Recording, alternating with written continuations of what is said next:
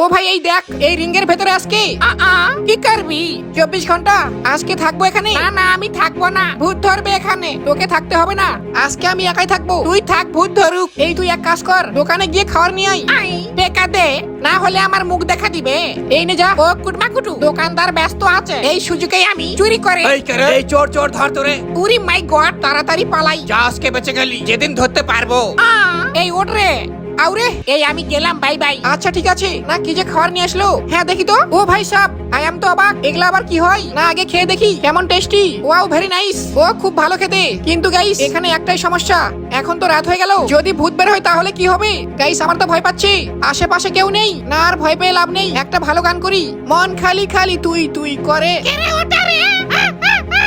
ওরে বাবারে ভূত, এখানে কে কথা বললো? না দেখি তো ওটা হয় কি, এখানে তো কেউ নেই, না মনে হয় পাগল ছিল, না ভয় পেয়ে লাভ নেই, ঘুমাই।